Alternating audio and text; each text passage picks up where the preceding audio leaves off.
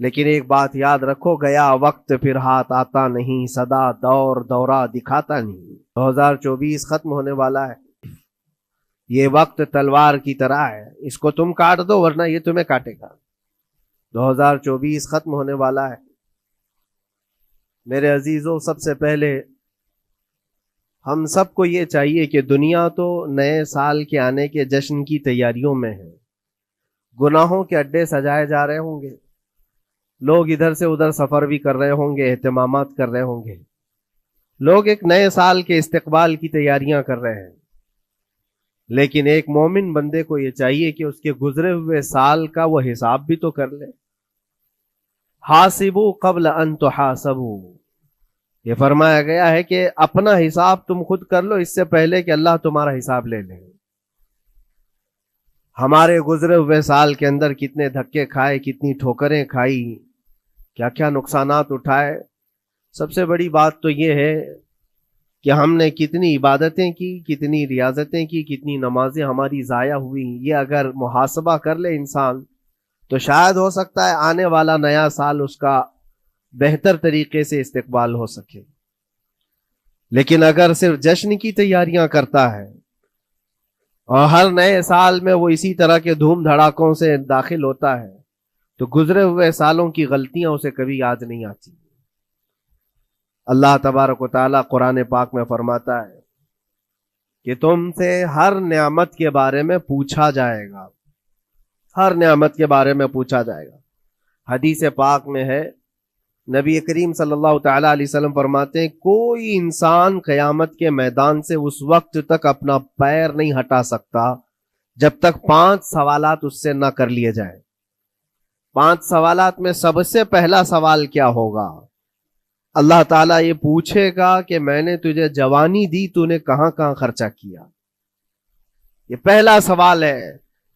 اور محدثین و مفسرین فرماتے ہیں کہ ایک سوال کے جواب میں بندے کو 500 سال بھی لگ سکتے ہیں۔ اپنی صرف جوانی کا حساب دیتے دیتے کسی کو 500 سال، کسی کو 700 سال لگ جاتے ہیں۔ باقی کے جو 4 سوالات ہیں وہ بعد میں ہیں۔ اللہ نے صحت عطا کی تو اس کا استعمال کیسے کیا، دولت عطا کی تو اس کا استعمال کہاں کیا۔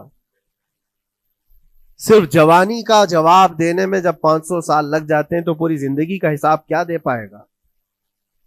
اسی لیے میرے عزیزوں، جس کے پاس آج جوانی ہے یا گزر چکی ہے وہ غنیمت جانے، ایک ایک لمحے کو غنیمت جانے۔ اور ایک حدیث پاک میں آپ کو بتاتا ہوں، اللہ کے حبیب صلی اللہ تعالی علیہ وسلم فرماتے ہیں 5 چیزوں کو 5 چیزوں سے پہلے غنیمت جانو۔ اس میں سے 2-3 میں ذکر کرتا ہوں۔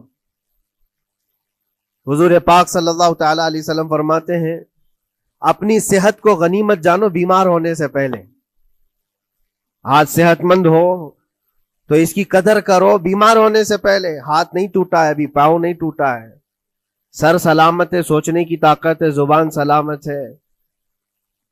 اپنی صحت کو غنیمت جانو اور ہر دن اللہ کا شکر ادا کرو کہ مولا میری طاقت اور میری حیثیت سے زیادہ تو نے مجھے عطا کیا ہے۔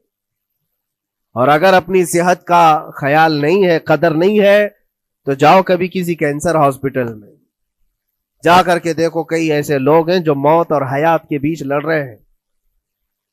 کچھ تو ایسے ہیں جو روز موت کی تمنا کرتے ہیں لیکن موت بھی نہیں۔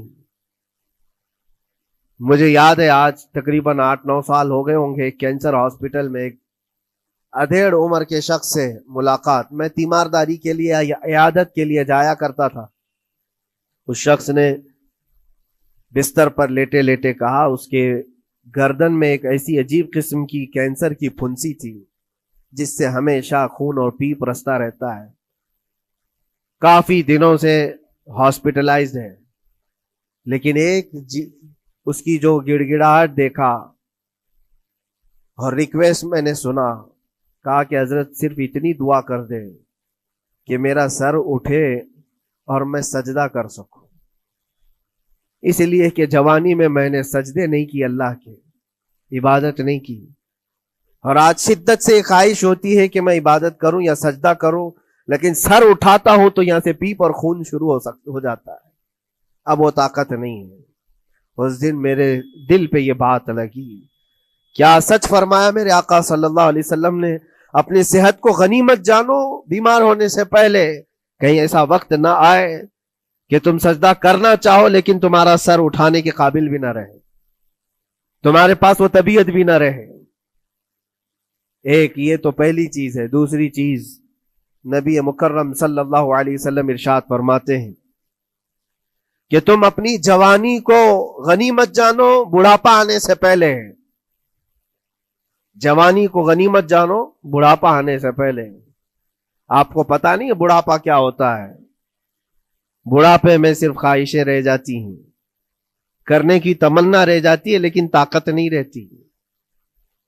بڑھاپے کے اندر اعضاء ڈھیلے ہو جاتے ہیں, نہ وہ صحیح ڈھنگ سے پوری عبادت کرنے کے قابل رہ جاتا ہے, بلکہ وہ سوچتا رہ جاتا ہے کہ کاش میں اپنی جوانی میں اتنی نمازیں پڑھ لیا ہوتا, اتنی تسبیح پڑھ لیا ہوتا, لیکن کر نہیں پاتا. اسی لیے اللہ کے نبی صلی اللہ علیہ وسلم نے فرمایا بڑھاپا آنے سے پہلے اپنی جوانی کی قدر کر لو. اور اتنی تیزی سے یہ جوانی جاتی ہے پتہ بھی نہیں چلتا, بہت تیزی سے گزر جاتی ہے. جوانی ایسا شباب ہے کہ یہ بجلی کی طرح بھاگتی چلی جاتی ہے, کیونکہ جوان ہوتے ہی آدمی کے اوپر ایسی ذمہ داریاں آئیں. اس کو شادی کا خیال آیا, شادی کیا, بچوں کا خیال آیا, بچے ہوئے, پالنے کی بات, گھر بنانے کی فکر, بزنس کی فکر, جاب کی فکر. ان تمام چیزوں میں اتنا گھرا رہا کہ جوانی نکل گئی, بال سفید ہو گئے, پتہ ہی نہیں چلا, بڑھاپا آ گیا. اور اس کے بعد بڑھاپے میں اس کو احتساب کرنے کا موقع ملے تو سوچتا ہے کہ میرے پاس جوانی کے اتنے سال تھے, کاش میں عبادت کیا ہوتا یا کچھ کر لیا ہوتا. لیکن ایک بات یاد رکھو, گیا وقت پھر ہاتھ آتا نہیں, سدا دور دورہ دکھاتا نہیں.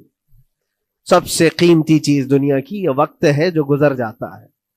آج کا جمعہ پھر ہم صدیوں بعد بھی یا جتنی بھی زندگی ہو یہ دوبارہ نہیں لے سکتے, یہ واپس نہیں آئے گا ہماری زندگی میں. 2024 کا یہ آخری جمعہ ہے, پوری دنیا سر پٹک لے دوبارہ یہ جمعہ واپس نہیں لا سکتی گزر جانے کے بعد. یہ نظام کائنات ہے, وقت گزر رہا ہے.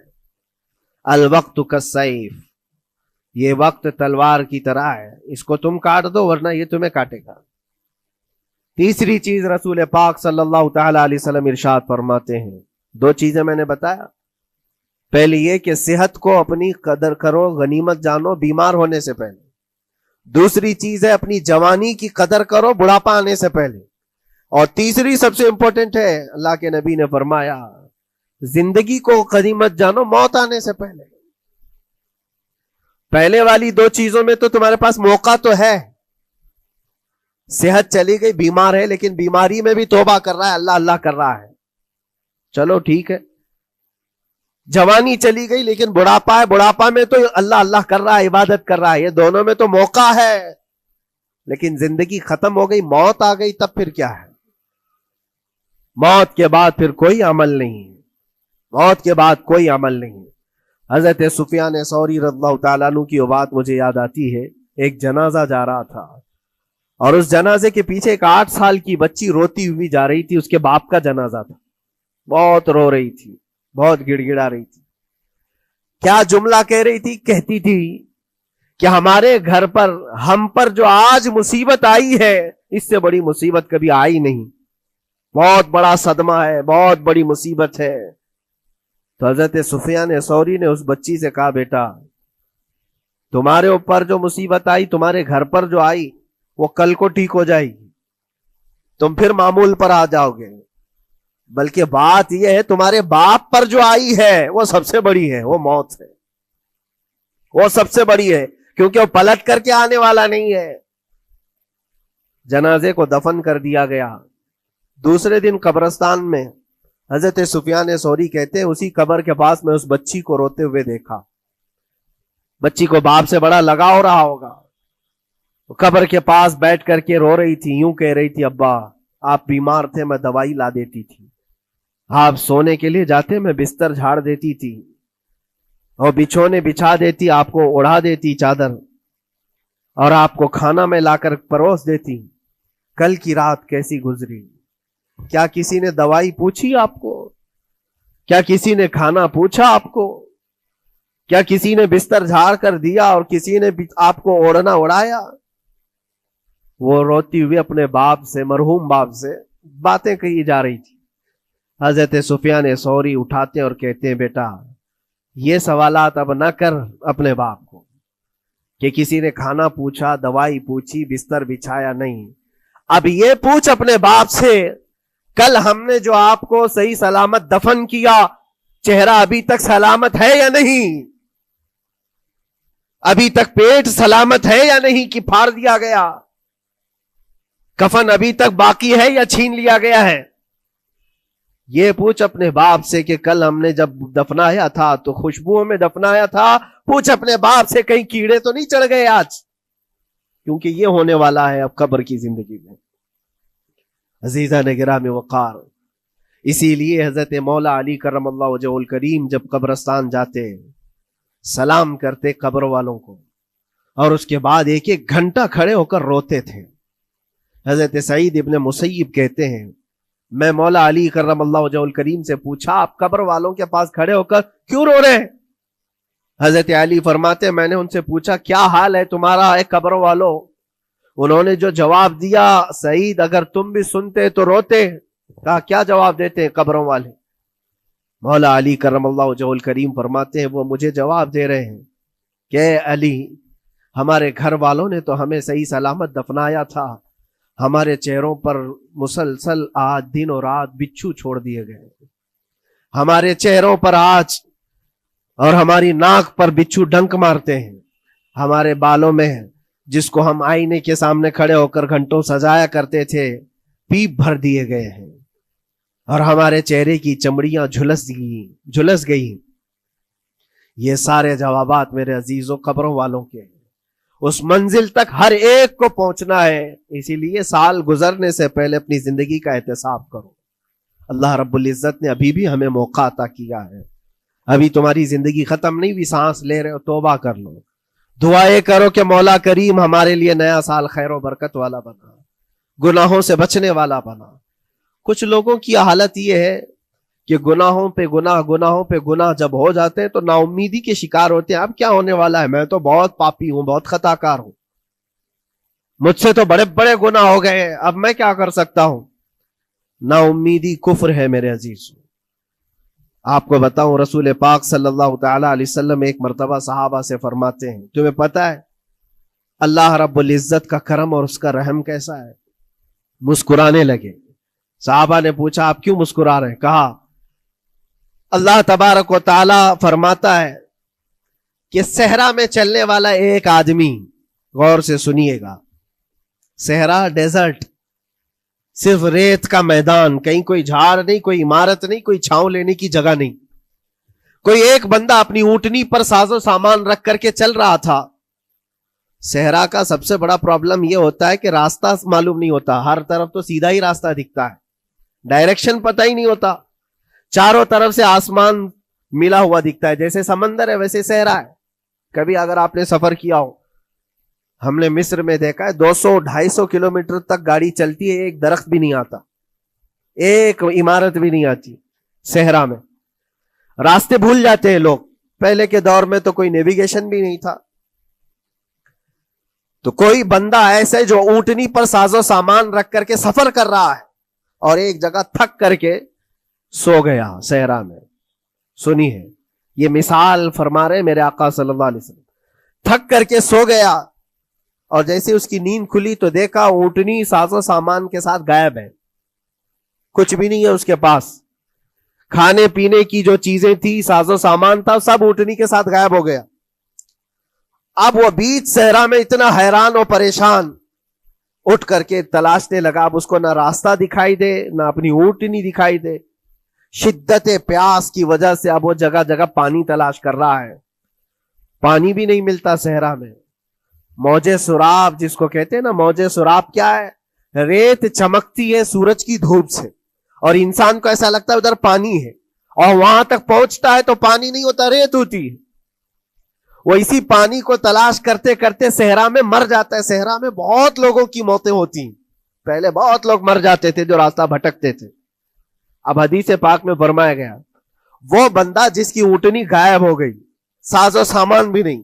ڈھونڈتا رہا پورا دن پوری رات, تھک ہار کر کے اعضا جواب دے گئے. اب نہ پانی ملتا ہے, نہ کھانا ملتا ہے, نہ اپنی سواری ملتی ہے. ایک جگہ آ کر بیٹھ گیا, اپنی آخری سانسیں گن رہا تھا, کیونکہ اب اعضا جواب دے گئے تھے. سخت شدت کی دھوپ, صحرا کی تپتی ہوئی زمین اور بھوک و پیاس کی تکلیف الگ. جیسی ہی وہ لیٹا اس کی آنکھ لگ گئی. اس کو لگا اب یہ میری آخری سانسیں ہیں, اب مرنے کا وقت قریب آ گیا ہے. پھر اس کی آنکھ کھلتی ہے. آنکھ کھلتی ہے تو دیکھتا ہے اس کی اونٹنی ساز و سامان کے ساتھ پاس میں کھڑی ہے. کھانا بھی بھرا ہوا ہے, پانی بھی بھرا ہوا ہے, سب کچھ ہے. اب نبی پاک صلی اللہ تعالی علیہ وسلم صحابہ سے پوچھتے ہیں. عرب والے بہت اچھی طرح جانتے تھے صحرا کا سفر کیا ہوتا ہے. پوچھتے ہیں اے میرے صحابہ بتاؤ اس بندے کو اپنی گمشدہ اونٹنی ملنے کا کتنا اچھا لگ رہا ہوگا, کتنی اس کو خوشی ہوئی ہوگی. صحابہ کہتے ہیں یا رسول اللہ صلی اللہ علیہ وسلم اس کی تو جان میں جان آ گئی, صحرا میں اپنی گمشدہ اونٹنی مل جائے, کھویا ہوا سامان, اپنی گمشدہ سواری اور پانی مل جائے, یہ تو حیات نو کی ایک بہت بڑی خوشخبری ہے اس کے لیے. حضور پاک صلی اللہ تعالی علیہ وسلم فرماتے ہیں سنو, یہ مثال میں نے بتایا اسی طرح سے اگر کوئی بندہ گناہوں میں ڈوب گیا ہے, خطاؤں میں ڈوب گیا ہے, کثرت سے گناہ کرتا رہا, پھر تھک ہار کر کے ایک دن واپس آ گیا, اللہ کی بارگاہ میں سجدہ ریز ہو گیا, جھک گیا, تو اس گمشدہ اونٹنی کے ملنے سے اس صحرا نورد کو جتنی خوشی ہوئی تھی, اللہ کریم اس سے بھی زیادہ اپنے بندے کے واپس آنے پر خوش ہوتا ہے. اپنے بندے کے واپس آنے پر خوش ہوتا ہے رب تبارک و تعالی کہ میرا کھویا ہوا بندہ میرے دربار میں واپس آ گیا ہے. آج ہمارے پاس وقت ہے واپس پلٹنے کا. میرے عزیزو نا امید نہ ہو, ہمیں ہمارے جانے سے پہلے حساب کرنے کے لیے مولا نے وقت دیا ہے. پتا ہے آپ کو, یہ بھی میرے آقا صلی اللہ تعالی علیہ وسلم کی رحمت کاملہ ہے. رب تبارک و تعالیٰ سے آپ نے یہ دعا کر کے اپنی امت کے لیے اتنا وقت دلایا ہے کہ اللہ تبارک و تعالیٰ سے حضور صلی اللہ علیہ وسلم نے یوں عرض کیا کہ مولا میری امت کو توبہ کی مہلت دے, توفیق دے, مہلت دے. کہا کہ مرنے سے 1 سال پہلے تک. کہا نہیں, یہ بہت لمبا وقت ہے, پتا تو نہیں ہے مرنے سے 1 سال پہلے توبہ کرے گا, کب موت آنے والی معلوم نہیں. کہا مرنے سے مہینہ پہلے تک. کہا نہیں, یہ بھی وقت زیادہ ہے. کہا مرنے سے 1 دن پہلے کوئی توبہ کر لے تو معاف کر دیا جائے گا. نبی پاک صلی اللہ علیہ وسلم نے اللہ کی بارگاہ میں گڑ گڑاتے ہوئے کہا مولا 1 دن بھی بہت ہے, اور موقع دے دے میری امت کو اور موقع مل جائے. رب تبارک و تعالیٰ نے 1 دن پہلے توبہ کرنے والے کو معاف کرنے کا وعدہ فرمایا, لیکن نبی رحمت صلی اللہ علیہ وسلم نے عرض کیا کہ مولا اور بھی کم کر دے. رب تعالیٰ فرماتا ہے موت کا جو گرگرا آتا ہے, یعنی جو ہچکی آتی ہے, فرشتے نظر آنے لگتے ہیں, رب تعالیٰ فرماتا اس سے 1 منٹ پہلے بھی توبہ کر لے میں سب معاف کر دوں گا. یہ صرف رسول پاک کی اس امت کے لیے, اس امت کا خاصہ ہے. مرنے سے 1 منٹ پہلے بھی وہ آ جائے اللہ کی بارگاہ میں, مولا معاف فرما دے گا. عزیزان کرام وقار, اسی لیے میں عرض کرتا ہوں کہ وقت تمہارے ہاتھ سے نکلنے سے پہلے تم آ جاؤ اور اسی دربار میں آؤ جہاں بیٹھنے والا صدیق اکبر بنا, جس کے قدموں میں بیٹھ کر فاروق اعظم بنا, جس کی چھاؤں میں چلنے والا عثمان ذو النورین بنا, اور جس کا لعاب پاک پی کر کے حیدر کرار بنا. اس دربار میں آ جاؤ, کامیابی ہماری وہیں رکھی ہے. اللہ کریم ہمارا یہ گزرا ہوا سال, اس میں جتنے ہماری غلطیاں, کوتاہیاں, کمیاں, بیشیاں, گناہ ہوئے ہیں مولا اپنے فضل و کرم سے معاف فرما دے, اور آنے والے نئے سال کو ہمارے لیے خیر و برکت والا, ایمان و استقامت والا سال بنا دے. اسلام و سنیت کا بول بالا فرما, کفر و شرک کا منہ کالا فرما, گستاخان رسول کو تباہ و برباد فرما, شاتمان رسول پر تو عذاب علیم نازل فرما. اے رب کریم, اے احسن الخالقین, مولا ہم سب کو مرنے سے پہلے سچی توبہ کی توفیق نصیب فرما.